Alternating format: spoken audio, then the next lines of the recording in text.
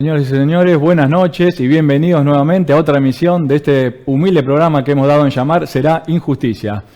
Síganos en las redes, como siempre les digo, Será Injusticia en el Instagram y en el canal de YouTube. Déjenos, como siempre les digo, los comentarios, consultas que nosotros en la medida que podemos vamos respondiendo. Bueno, en el día de la fecha tenemos un invitado de lujo, el doctor Lucas Richmond, abogado, fundador del estudio jurídico Richmond Lawyers, con una trayectoria de más de 20 años, ¿no? en el fuero, tanto penal, daños y perjuicios, laboral. Así que Lucas, bienvenido y gracias por venir a este espacio. Gracias, Emanuel, por tu invitación. No, por favor. También, Lucas, se podría decir que influencer, streamer jurídico, también tiene un podcast, Lucas, que se llama Inteligencia Artesanal, ¿no? Mirá, el año pasado el estudio cumplió 20 años. Bien. Y por primera vez queríamos darle cierta visibilidad a la firma. No trabajamos las redes sociales ni los espacios de visibilidad. Y en ese marco contraté una agencia y esa agencia constantemente te demanda que uno, como se dice ahora, genere contenido material. Y entonces, en ese contexto, el año pasado me invitaron a un programa también de un amigo a hablar del caso Logan. No soy partidario de ir a hablar de causas no propias. Claro, soy muy crítico de eso. Está perfecto. Pero bueno, era más que nada pasar un grato momento con un amigo que estaba haciendo un programa. En ese contexto, en Radio Belgrano me convocan, porque en esa radio durante muchos años el doctor Rizzo, expresidente del colegio, había dado un programa de derecho. En mis épocas de estudiante lo consumía, en aquel momento era el único. Entonces creí como una buena posibilidad de, también en la planificación semanal de uno, que no te dicen, tenés el caso del momento, tenés que grabarte hablando del caso del momento. No me siento a gusto con esas situaciones. Entonces le propuse a la gente que maneja las redes esta posibilidad, si la veían con buenos ojos, porque no es nuestra materia, y di ese paso de generar un espacio de debate para que sea la fuente de visibilidad de charlas como la que vamos a tener hoy probablemente, y que se nutra las redes, y después eso derivó, porque yo consumo mucho podcast. Cuando hago ejercicio, en vez de escuchar música, me nutro con podcast. Ayer salí a correr y descubrí al podcast de Ricardo Lorenzetti, que lo recomiendo. No lo tengo, de hecho, está bueno. Sí, es un poco, da una visión bastante complicada de la realidad, pero bueno, siempre al doctor lo respeto mucho, siempre es un gusto escucharlo. Pero bueno, vi que la comunicación iba por ahí, entonces digo, es muy difícil hacer un podcast, me dijeron que no, entonces bueno, también se derivó el canal, el programa en el podcast y luego en el canal de YouTube, todo este ecosistema que que una cosa va llevando a la otra. Perfecto, sí, lo vi muy bueno y yo creo que va en consonancia. Cuando ya varias veces, yo, también mi espacio, recién vos te presentaste como un espacio humilde. Claro. El mío también lo es. Muchos años di clase en la facultad, entonces por ahí la comunidad mía es más la del Nobel abogado, del estudiante de Derecho, pero en alguna que otra mesa de entrada o fiscalía me he llevado la sorpresa de que lo consumen autoridades. Uno nunca sabe hasta dónde, viste, hasta quién llega, digamos. Así que por lo pronto los disfruto. En mi caso son los viernes a la noche, ya terminando la semana. Lo disfruto muchísimo. Me da el lujo de invitar a colegas que respeto y debatir sobre nuestro ecosistema. Totalmente de acuerdo. Y un poco la idea también de este espacio, tener una mirada un poco crítica, ¿no? Que justo hablábamos fuera de cámara de la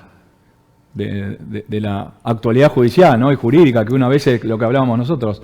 A un cliente, a la persona común, le cuesta decirle, mira, esta causa tarda 5 años, 8 años, 10 años. Recién hablábamos fuera del aire, de que los dos tuvimos que acudir a la última instancia, que es denunciar a un funcionario. Vos creo que me hablabas de un juzgado comercial, de la Justicia Nacional, y yo de un juzgado en el departamento de San Isidro, que tuvimos que acudir a esos recursos para que los expedientes por lo pronto avancen en tiempos prudenciales. Bueno, es muy difícil no ser crítico del sistema. Nosotros también somos agentes del sistema, entonces las críticas, uno también debe hacer autocrítica. No, totalmente. Y justamente el espacio de debate o estos espacios tienden o por lo menos el que propongo yo, tienden a tratar de buscar alternativas superadoras y tratar de modificar lo que es una triste realidad. No me gusta hablar de terceros, yo soy un abogado litigante, siempre ejercí en el sector privado, entonces hablo de mi sector, de lo que yo conozco, y nuestra profesión está totalmente devaluada, y bueno, tratar de sembrar por lo pronto un granito de arena para que las nuevas generaciones de colegas traten de mejorarla. Somos unos agentes, los abogados, más allá de que tenemos muy mala... en Argentina, no en el prensa, mundo. ¿No? En Argentina tenemos muy mala prensa, somos agentes sociales que impactamos de manera directa, y si queremos una sociedad mejor, necesariamente necesitamos abogados mejores. Totalmente de acuerdo. Y empezar, como está bueno lo que decís, empezar desde el propio estudio jurídico, ¿no? Poder mejorar las pequeñas cositas que se puedan mejorar desde uno. Y siempre hay que arrancar por casa. Sí. Si no arrancás por tu casa, por tu familia, por tu círculo rojo, podés decir un montón de cosas, pero si no predicas con el ejemplo. A mí particularmente la cabeza me la cambió mucho la paternidad, y tengo un nene que va a cumplir 6 ahora en diciembre, y otro que cumplió 1 hace unos días, y bueno, me cambió la cabeza decir, bueno, acá, más allá de querer dejarle a los hijos determinadas seguridades económicas y demás, es dejarle un legado, como me lo dejó mi viejo, como me lo dejaron mis abuelos. Y bueno, y ese legado tiene que ver también con, en nuestro caso, lo que hacemos la gran cantidad del tiempo, que es nuestro trabajo, ser abogados. Totalmente. Esto me conecta con lo que pasó estos días con el fallecimiento yo soy muy futbolero, hincha de Russo, de que el tipo en su rol de entrenador dejó un legado que se puede titular como un respeto. Y bueno, tendríamos que tender a dejar algo parecido. Sí. Tender, o sea, tratar de acercarse lo más posible a eso. Está bueno. Lo de Russo es una vara muy alta, pero a lo que voy es con esto del respeto. No se habló de Russo qué economía le dejó a sus hijos, no se habló de Russo tanto como su rol de futbolista, como de director técnico, o cuántas copas ganó. Se habló de Russo por su respeto. Sí, como persona. Está y bueno, que el día de mañana las nuevas generaciones hablen de jueces, de fiscales y de abogados con la palabra respeto, que hoy no está sucediendo. Está perfecto lo que decís, Lucas. Bueno, un poco la charla del día de hoy tenía que ver con el derecho penal, un poco, ¿no? Armaste ahí armamos un pequeño temario que vamos a ir, esto no es nada estricto, vamos a ir surfeando un poquito. Yo estoy acá, vine abierto al diálogo. Pero lo primero, y cuestión un poco más que, como te decía, más filosófica, ¿no? De base. Si sirve para algo o no el derecho penal, en definitiva, que es algo que yo me cuestiono todos los días. ¿Vos qué crees?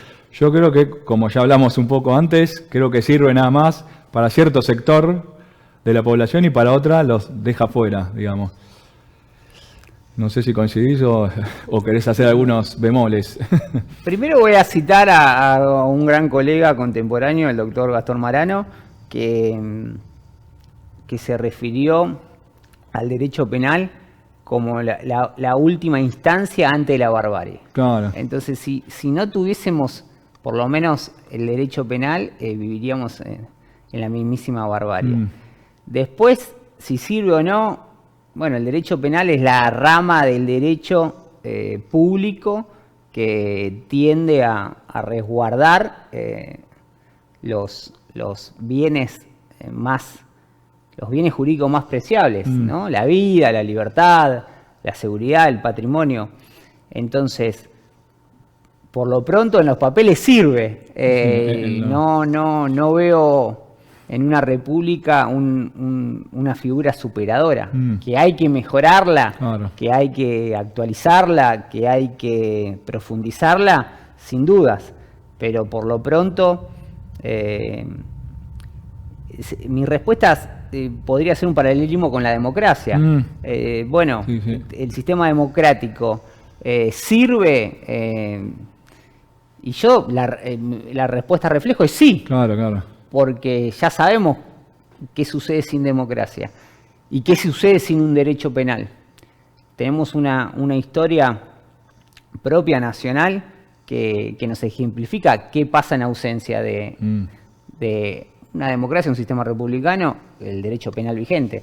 Entonces, la respuesta es, si sirve, sí. Bueno, después tenemos mucha tela para cortar en relación a cómo mejorarla y sobre todo lo que hablábamos al principio, que para mejorar un sistema primero tendríamos que mejorar los actores sociales de ese sistema, que lo tenemos que implementar. Totalmente, sí. Mejorar, como venía diciendo vos, mejorar de casa. O sea, los operadores teníamos que cambiar a ver qué podemos mejorar en los operadores, ¿no? Del sistema, digamos. El derecho penal, podemos decir que son las reglas de juego, es el derecho escrito. Después, quienes lo interpretamos en el día a día, si no sabemos interpretarlo o no tenemos las herramientas para interpretarlo, difícilmente pueda bajarse al plano de la realidad y va a quedar en discusiones filosóficas que las que tenemos hace siglos.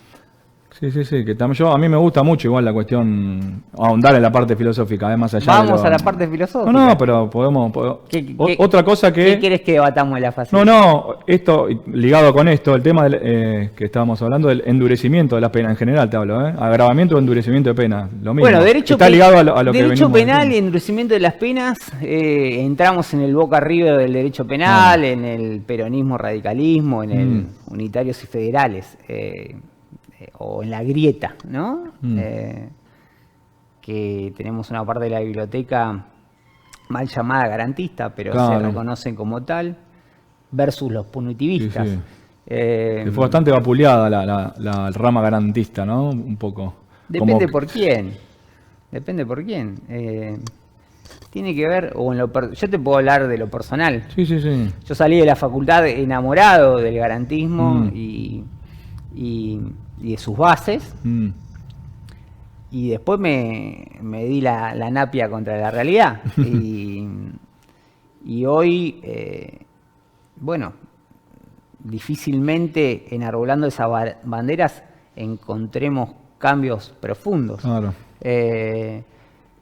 Así que también tengo una dicotomía, porque mis grandes mentores en el derecho penal tal vez sí son garantistas y y hoy yo estoy en una vereda más cercana, también está mal llamado el punitivismo, pero bueno, tal vez a la reforma del código que se presentó hace unos días, en las cuales participé activamente, se la puede tildar de punitivista y es muy criticado. Pero quienes critican, por lo pronto, las medidas que se plantean en el potencial nuevo código, ya fue presentado uno muy similar, lo complementa en el año 2019 y ni siquiera fue tratado en el Congreso. Por lo pronto busca alternativas, porque quien critica sin dar alternativas superadoras, bueno, nos quedamos en el romanticismo del derecho penal, que está fenómeno, que no sirve, perfecto, no sirve. ¿Por qué no sirve? Y te dan una explicación de por qué no sirve, muy atendible, ¿no? Sí. Con bases sólidas. Perfecto, pero ¿qué hacemos con la realidad de la Argentina, no la del mundo? Pues? La de Argentina, la de la provincia de Buenos Aires, la de el país en general. Estos días sucedió un hecho atroz en Córdoba cometido por un ciudadano uruguayo. Claro. Que para ese tipo de perfiles criminales no hay código penal que valga. Entonces, en charlas de asado, de asado con amigos, tal vez no colegas, yo siempre hago el ejemplo de que es un ejemplo bastante, se puede bajar a la realidad, ¿no? En cuanto a la interpretación, que es el tema de la punitividad y la prevención a la hora de medidas que tengan que ver con conducir con alcohol en sangre. Bueno, está bien. Bueno, entonces ahí vos decís, yo veo, desde mi adolescencia a la actualidad, que culturalmente fuimos hacia una mejora en ese punto, ¿no? ¿Por qué? Y porque hoy vos te vas a un asado y lo pensás en tomarte una copa de vino o no, hoy te tomás un coche de aplicación, pero siendo sinceros, Imanol o el amigo, eso vos tenés un planteo filosófico del punitivismo, de esa sanción, o decís, che, la verdad que no quiero que me saquen el auto, la verdad que no quiero perder puntos en el coso, y la verdad que no quiero pagar la suma que me piden por conducir con alcohol en sangre. Es una cuestión bajada a la realidad. ¿Vos te interesa tu beneficio, digamos? No me quiero perjudicar. Cuando hago estas preguntas, las respuestas siempre tienen que ver y no, la verdad que no quiere, no. A fulano de tal le sacaron el auto y no sabe lo que tuvo que pagar. Y lo tuvo que ir a buscar y tuvo que pagar el acarreo y me sacaron punto del scoring del... Entonces, ahí decís, bueno, esa discusión es trasladable a tipos penales más graves. Claro, está bien. Y después, otro ejemplo que doy, que es un vaso de agua en el océano. No quiero decir que estos ejemplos son trasladables a todos, pero el secuestro extorsivo en un momento fue un tipo delictivo de moda. Después de la crisis del 2001, sobre todo, el hecho por ahí más emblemático fue el secuestro de Axel Brumberg. Su padre, con todo el dolor de lo que uno se puede representar, de perder a un hijo, en su caso creo que era su único hijo, eso es anecdótico, no importa. Bueno, se puso al frente este reclamo para modificar el Código Penal, que lo terminó logrando, endureciendo las penas en relación a esos modus operandi. Y el secuestro extorsivo se terminó. No hubo más secuestro. El delincuente, que va a seguir siendo delincuente, probablemente mutó a otro tipo delictivo, pero en ese caso funcionó. Y después uno que está en contacto, yo soy abogado defensor particular, estoy constantemente en contacto con cometedores de delitos y sobre todo con detenidos que tienen en cuenta las penas, tienen en cuenta Claro. las sanciones. Lo Es un tienen tema en cuenta. costo-beneficio, ¿no? Un poco hacen como la cuenta, a ver si cometo Este esto. año, ¿no? este año expusimos en el Congreso, en la Comisión de Derecho Penal, y tuve una discusión bastante efusiva con la diputada Vanina Biasi del Polo Obrero, que ella desarrolló que tenía estadísticas que la punitividad o el incremento de pena no servía absolutamente para nada, porque estaba aprobado en Europa, estaba aprobado acá, estaba aprobado allá. Bueno, primero que nosotros no somos Europa, no somos Estados Unidos, no somos un país al sur de Bolivia, como dice un socio, mi amigo. Somos un país al sur de Bolivia, con una idiosincrasia propia. Bueno, la diputada Biasi, un poco lo que decía al principio, criticaba la postura, pero no daba una idea superadora, o esbozó ideas idílicas de, bueno, tenemos que comenzar por la educación, que coincido que hay que comenzar por la educación y por la familia. Está bien eso, sí. Coincido totalmente, pero en el mientras tanto, ¿qué hacemos? Y bueno, en esa discusión yo le dije a la diputada que subestima la intelectualidad de quienes salen a cometer los delitos, porque efectivamente tienen en cuenta, porque ya tienen una cultura de un tío, un primo, un padre preso. Muchos utilizan una jerga muy técnica. Yo hablo con muchos clientes que tienen una jerga muy, muy técnica. Y bueno, de hecho hace poco, yo estoy muy involucrado con la seguridad, soy motociclista y hace mucho tiempo que dejé de andar en moto, porque hace 2 años mataron a un empresario en la Panamericana minutos después de que había pasado yo. O sea, me tocó muy de cerca, no porque haya sido un empresario importante, sino porque había pasado por ese momento, por ese lugar 15 minutos antes. Entonces dije, bueno, y dejé de andar de moto. y me parece que bueno, de vuelta, ¿qué busca el derecho penal? Resguardar los bienes jurídicos más importantes. La libertad para mí es el bien jurídico más importante. Andar en moto para mí es libertad. Y yo hoy no puedo andar en moto en el país. Llamalo banal, llamalo que por los problemas que tenemos en el país es totalmente menor. Pero yo no anduve más en moto. Y hace poco un periodista entrevistó de Canal 13, entrevistó a alguien que se autodefinía como un delincuente de estas modalidades, y el tipo te decía que ahora él estaba usando picanas y no fierros, porque con las picanas las causas se caen. Usan picanas porque se representan que los pueden agarrar, y que se le agarran con fierros pueden discutir el tipo delictivo. Ahora, le sigue sin importar nada, porque te dan un picanazo en la Panamericana a una gamba por hora y probablemente te cae y probablemente te puede pasar un auto por arriba. No se representan tu seguridad, sino sí representan, le dan visibilidad y atención a la sanción.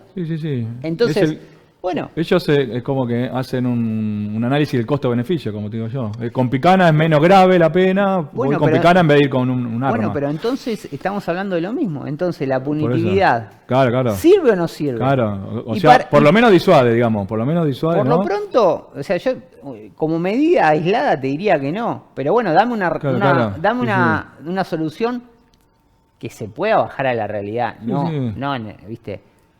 Romántica. Dame una solución superadora.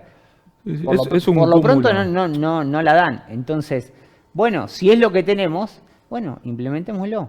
No, como decís vos, es un cúmulo, ¿no? de acciones y de preventivas, digamos. Por un lado está la educación, por otro lado está, ¿no? Bajar la pobreza. O sea, hay que... Al principio me preguntaste qué es el derecho penal. Y el derecho penal no es solo el punitivismo. El punitivismo es una pata de esa mesa. Después también está la prevención. Pero bueno, si alguien tuvo la posibilidad de viajar a no sé, digo Estados Unidos por decir un país, y gran parte, siempre tengo que ser cuidadoso porque, viste, hoy en redes, los haters, si digo, gran parte fue a Estados Unidos a decir, bueno. Sí, sacan los recortes, sí, pero... pero bueno, digamos que todos conocemos a alguien que haya ido a Estados Unidos. Sí. Bueno, en Estados Unidos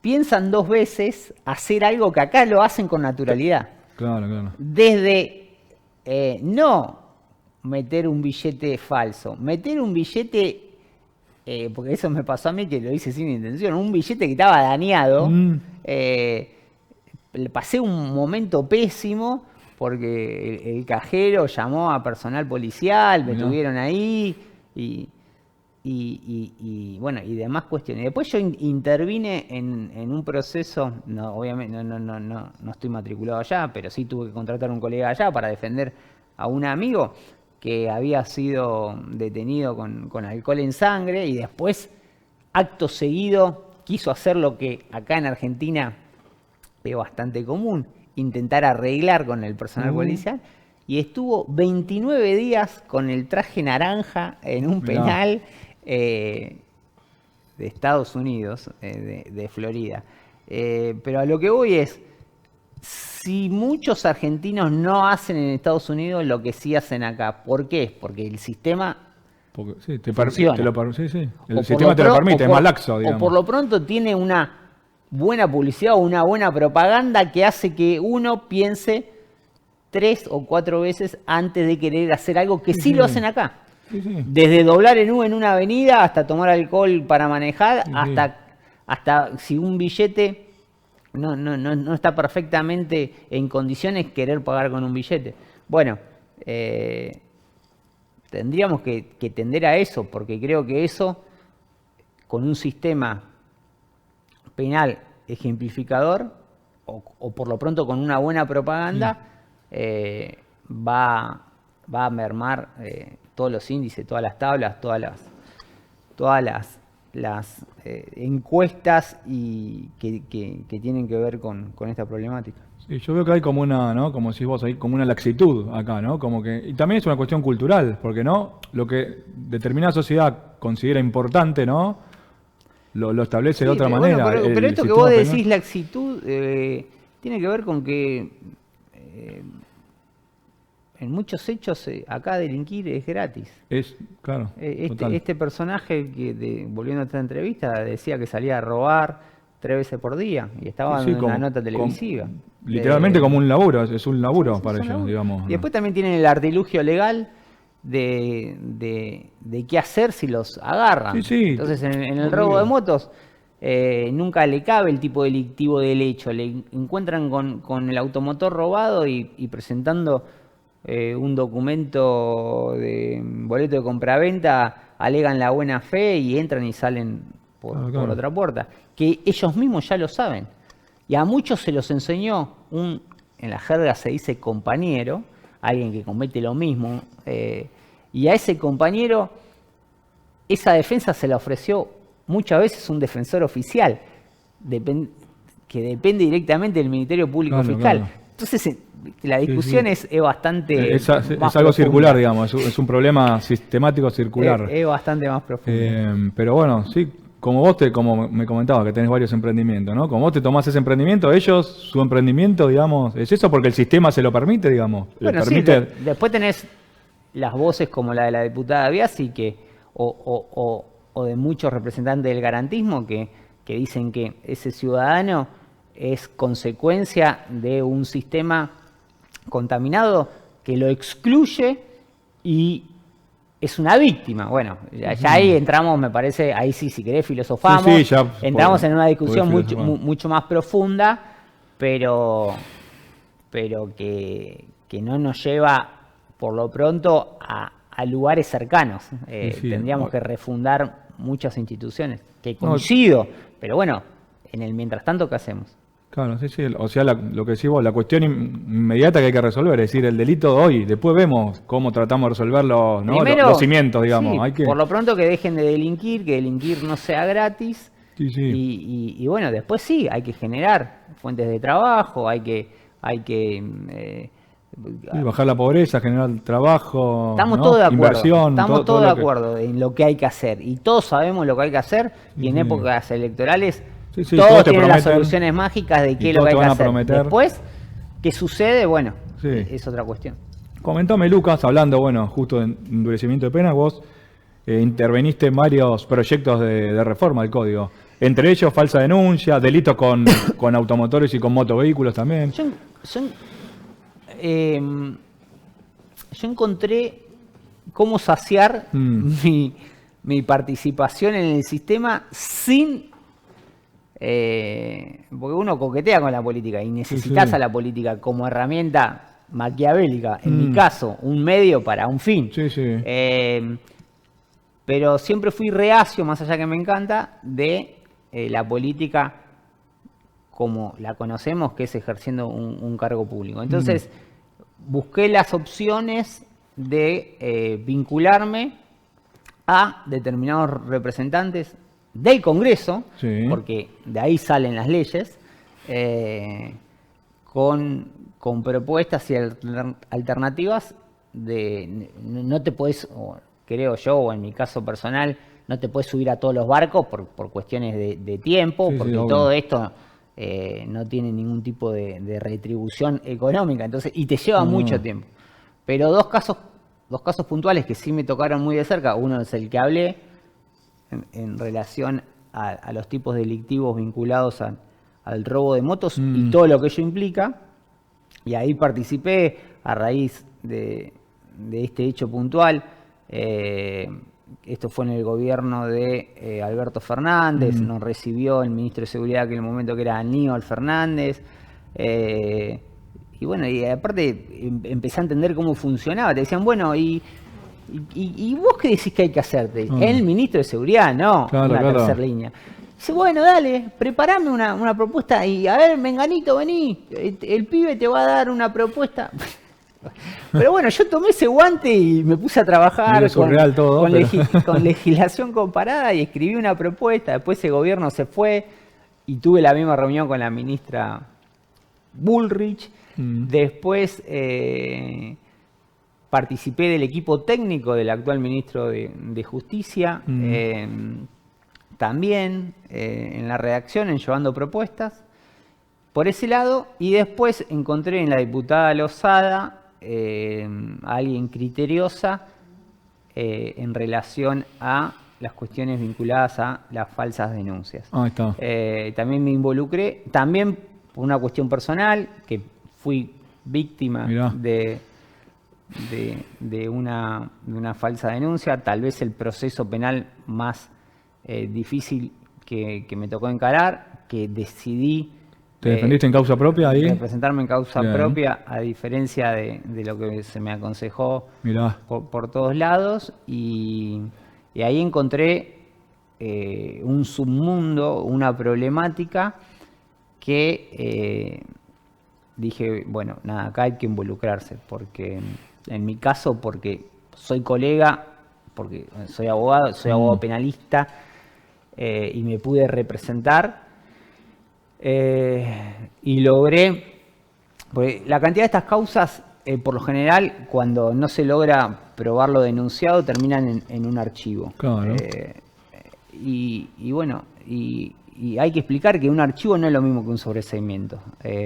No solo por las consecuencias técnicos legales, sino porque vivimos en un mundo que hoy todos los documentos son pseudopúblicos y que el día de mañana tu hijo... A mí me denunciaron de abusar sexualmente de mi propio hijo, esa aberración. Que es algo lo más grave que te podrían haber denunciado. Creo que lo más grave, que a uno lo pueden denunciar y lo más grave que le puede suceder, yo soy padre de 2 hijos, pero en ese momento era mi único hijo, del impedimento de contacto. Claro. A mí me notifican de un juzgado civil que tomaron conocimiento de esta denuncia, que la caratularon como gravísima, y la defensora de menores ante el fuero civil automáticamente solicitó la medida de impedimento de contacto. En los procesos comunes, el mío también fue común, no estoy diciendo que el mío haya sido un hecho extraordinario, pero esa medida por lo pronto dura hasta que se pueda entrevistar en una cámara Gesell al menor. Mi hijo en aquel momento tenía 2 años y la Fiscalía especializada y temática en este tipo delictivos me hablaba de la denuncia, la cursaron en el mes de abril, el impedimento de contacto fue automático en el mes de abril y me hablaban de una cámara Gesell para fin de año.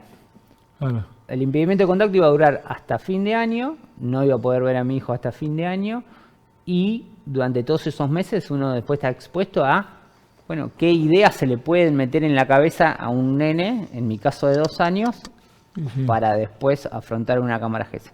Después me especialicé en la materia y vi en casos en los cuales represento que esa cámara Gesell se posterga, o sea, dura de la denuncia, en el mejor de los casos, a los 8 meses tener la cámara Gesell, el primer llamado, y después es muy fácil de postergar, alegando un montón de cuestiones vinculadas al menor. Muchas veces atendible, muchas veces es un recurso de la denunciante para que se siga dilatando las medidas precautorias y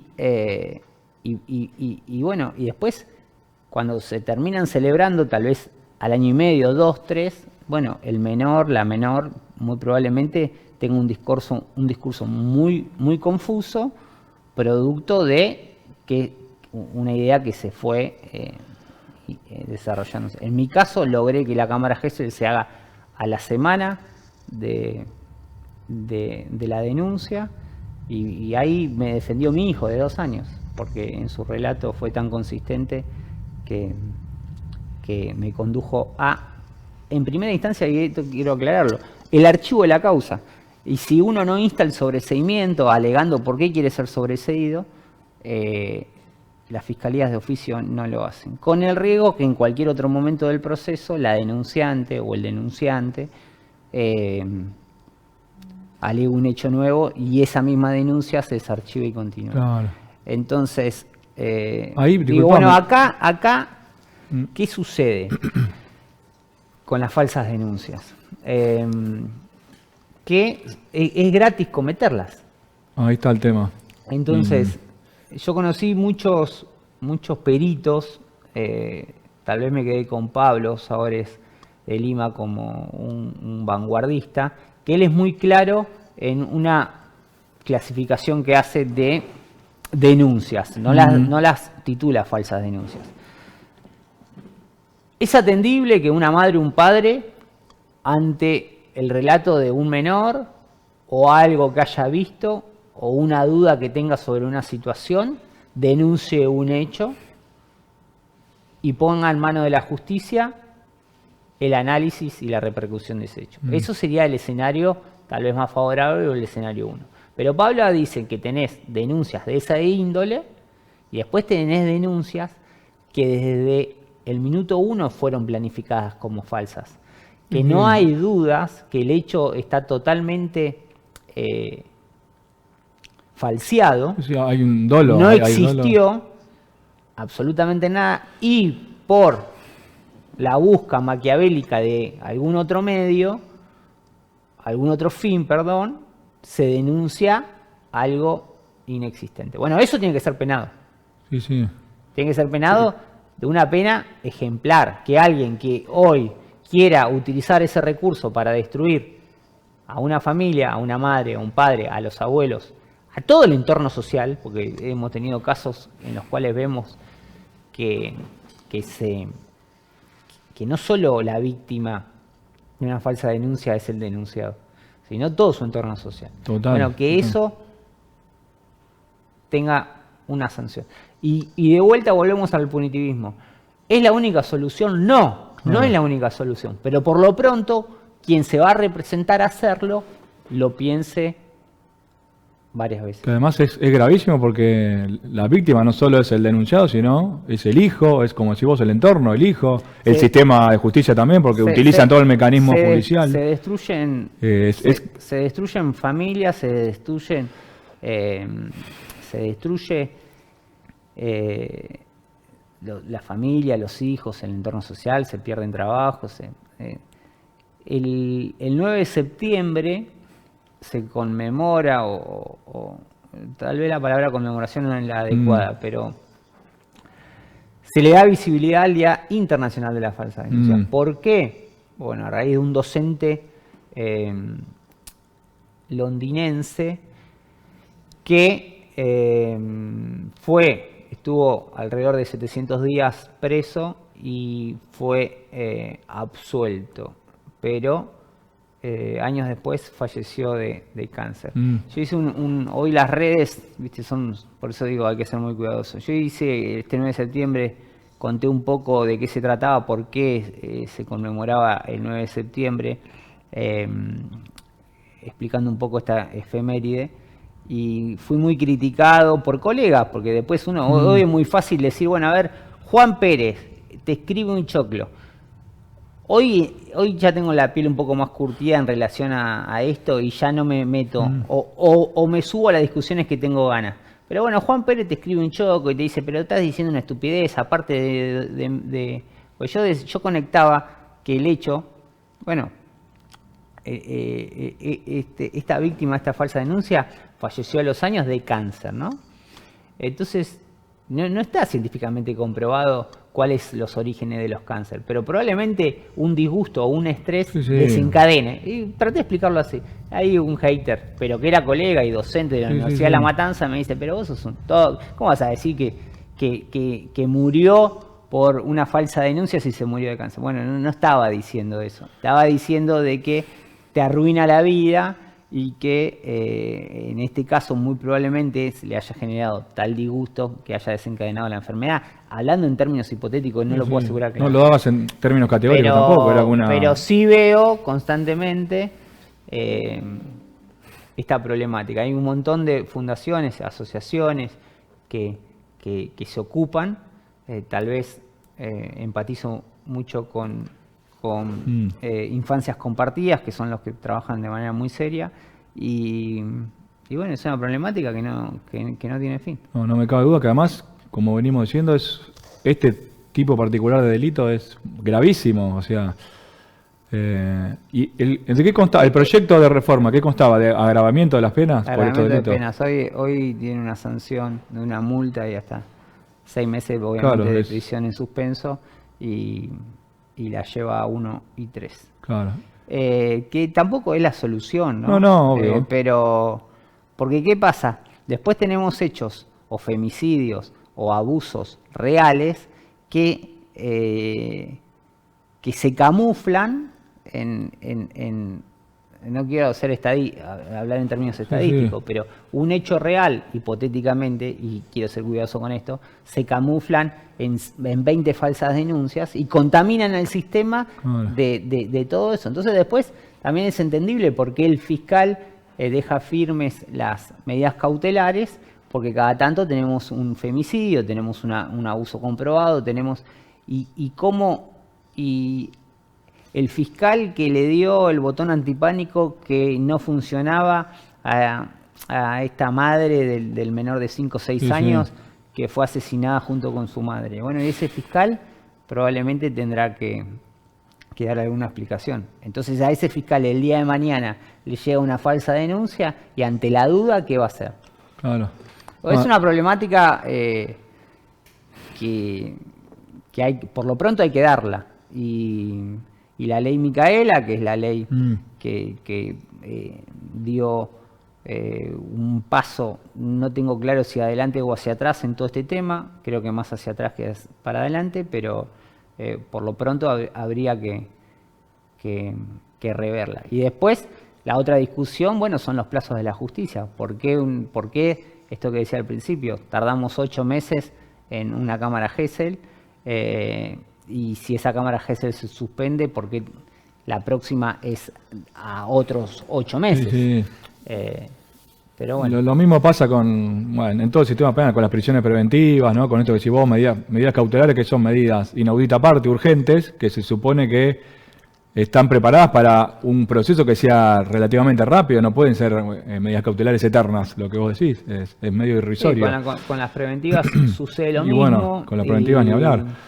Y después las preventivas son utilizadas también coercitivamente. Obvio, como medio para hacer provecho, medio para negociar juicios abreviados. Y bueno, yo veo, no en todas, no hay que ser generalista, pero soy muy crítico de este Ministerio Público Fiscal, que también hace lo que puede con los recursos que tiene. Hace poco leí que está el 42% de sus cargos están vacantes, entonces... Pero sí no puedo dejar de ser crítico con lo que yo veo en el día a día en el estudio, de que me quieren abreviar todos los juicios. Claro. Y con un nivel de toxicidad increíble. Cuando se llega a la fecha del juicio, empieza a sonarle el teléfono por parte de las fiscalías, pero constantemente, cuando hay una comunidad de imputados, cuando tenés 10 imputados como una causa, de acá me estoy yendo a Comodoro Pi, bueno, no el viernes a la noche estoy yendo a Comodoro Pi, pero de acá me estoy yendo a Comodoro Pi a hablar con una fiscal, porque no entiende por qué no quiero abreviar o aceptar su oferta, y tiene 10 imputados en la misma causa que sí la están aceptando, en cabeza de la Defensoría Oficial, y mi no implica que se haga el juicio y que hacer caer. Bueno, eso también hay que reverlo.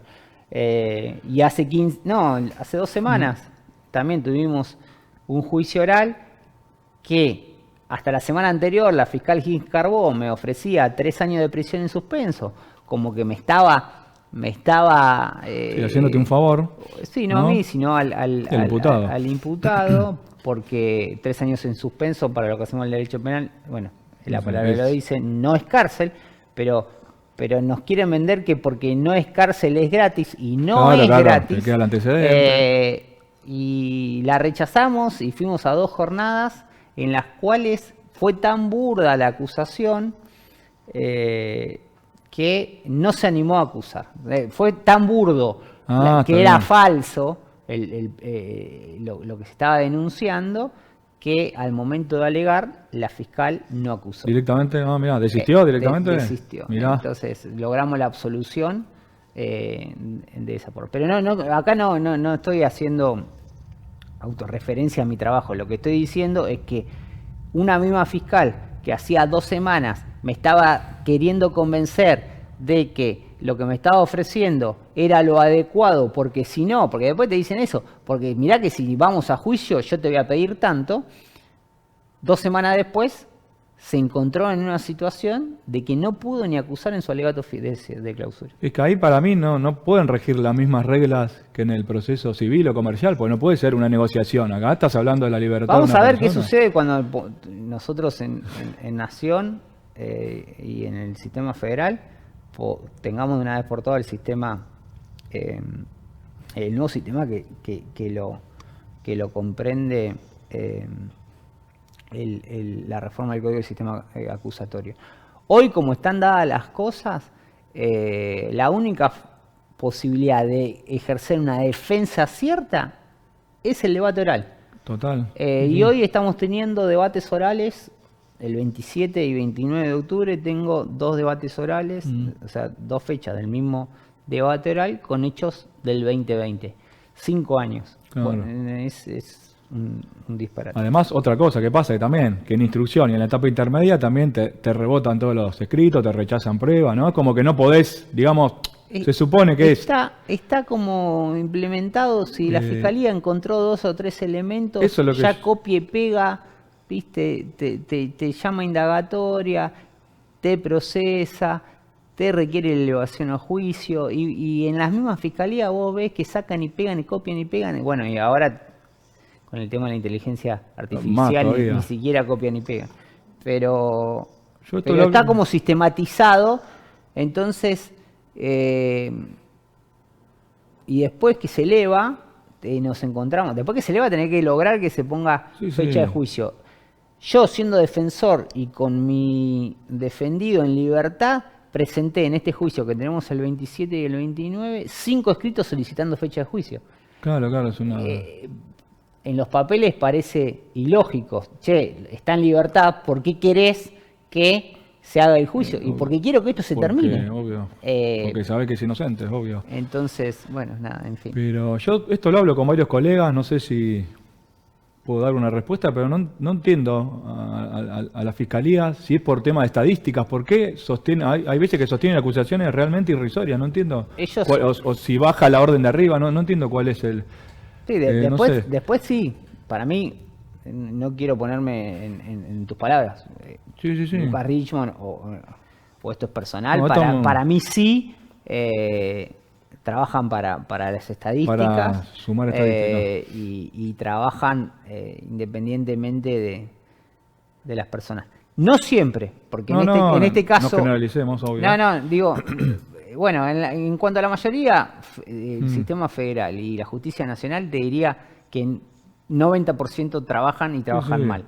Pero esto me conectó con algo que también hablamos al principio, de que en tu temario creo que dijiste algo así como si la justicia solamente funciona para los poderosos, Y los que tienen o es funcional a los poderosos y no así para la gente de bajo recursos. La respuesta reflejo es sí, pero en este juicio en particular que tenemos este mes, yo nunca vi, por el tipo delictivo investigado, la envergadura de una investigación, 6-7 meses de escucha, 25 allanamientos, por un hecho que en la jerga se le dice el cuento del tío, ¿no? Este secuestro virtual, que uno llama a una persona... manifestando que tiene secuestrado a un familiar y le pide una suma a cambio. El hecho fue esto. La particularidad de este expediente es que porque la señora, la damnificada, era la madre de un funcionario de primera línea del gobierno por aquel momento, tenemos una investigación sin precedentes. Bueno, esto también hay que decirlo. O sea que la justicia funciona entonces, no es que no funciona. O está intentando, o creen que funciona, o por lo pronto cuando se utilizan recursos. Sí. ¿Sabes lo que son 6-7 meses de escuchas? Sí. ¿Sabes lo que son 25 allanamientos? ¿Qué tipo delictivo? Estamos hablando del hecho atroz de que pasó hace unos días, de un triple femicidio, ¿no? Estamos hablando de un delito... Que no estoy menospreciándolo, no es que no estoy haciendo apología, no estoy diciendo está fenómeno hacer este tipo de delitos. Estoy diciendo que no encuentro investigaciones por este tipo delictivo, ni siquiera similares, y la explicación es porque el damnificado, porque indirectamente porque después la señora falleció y quedó en cabeza del derecho, el damnificado era un funcionario de alto rango. Entonces, es un poco, que estas cosas también hay que decirlas, que le duela al que le duela. Mi alegato de apertura va a ser, acá estamos porque el señor es quien es. Arranquemos por ahí. Y si no, tráiganme, yo les traigo las estadísticas. ¿Por qué evadieron? Se creó una fiscalía temática, como esto en pandemia se cometían muchos de estos tipos delictivos, se creó una fiscalía temática especializada que no fue ahí y fue a un fiscal amigo para hacer una investigación acorde. Fuera un shopping, tenemos otro programa para hablar, no quiero entrar en... Porque después llegado el momento, no terminamos más, pero... lo nombraré. Esto, estoy a día de este juicio, pero después, con el resultado que sea, voy a decir nombre, apellido, fiscal de instrucción, el denunciante y demás cuestiones. Porque juegan un poco con la vida de las personas. Sí, con lo que vos en este caso yo estoy convencido de la inocencia de mi defendido, que es personal policial, era personal policial, que esto obviamente lo alejó de la fuerza, perdió todo tipo de respeto, una persona que no tenía una denuncia en 25 años de carrera. Entonces, de vuelta, es otra falsa denuncia, o es un hecho, acá es como dice Carlito Richeri, un juez de Chubut, es un hecho inflado y él lo representa con un globo. Le digo, estoy a nada de arrancar un alegato inflando un globo y pinchándolo y diciendo, esto es un hecho inflado, ¿no? Porque le meten asociación ilícita, le meten un montón de tipos delictivos sin ningún tipo de prueba respaldatoria. Excelente, Carlos, lo vi en Instagram, tiene muchos videos instructivos. Está bueno para un particularidad, juicio oral, hay que hacerlo. Pero la particularidad de Carlos es que fue 15 años fiscal, hoy es juez en ejercicio. Claro. Y es muy crítico. Sí, del habla sistema. del conocimiento. Más allá de la experiencia que está recontra verificada, es muy crítico el sistema y te dice, la fiscalía inflan hechos, te lo está diciendo no te lo está diciendo un abogado litigante parte actora o un defensor serial privado, te lo está diciendo un tipo que estuvo 15 años en fiscalía, que trabajó en Comodoro Pi, que hoy es juez y es sumamente crítico de la justicia. Bueno, Lucas, nos quedamos sin tiempo, no quiero abrir más temas porque si no, no nos vamos más. Nos queda un par de temitas que después hacemos otra edición y seguimos. No tengo problema. Seguimos tocando un poco. Pero comentá tus redes y comentá tu podcast, así te pueden encontrar. Las redes son Richmond Lawyers, el podcast y el canal de YouTube. No, el canal de YouTube también es Richmond Lawyers. El podcast se llama Inteligencia Artesanal, que me pareció novedoso el año pasado cuando explotó todo el auge de la inteligencia artificial, tratar de buscar un espacio en el cual craneemos nosotros y debatamos, que eso nunca se va a poder reemplazar, todo lo que está vinculado con la pasión. Hoy estamos acá hablando muy apasionadamente, eso la inteligencia artificial no lo va a poder reemplazar nunca. Después me plagiaron el nombre, existe otro programa de C5N que se llama, se llama Inteligencia Artesanal, ¿cómo se llama este periodista? No lo tengo ese, se me fue, pero es muy conocida. Bueno. Vos estuviste antes, vos lo yo lo arranqué en julio y el programa este arrancó este año.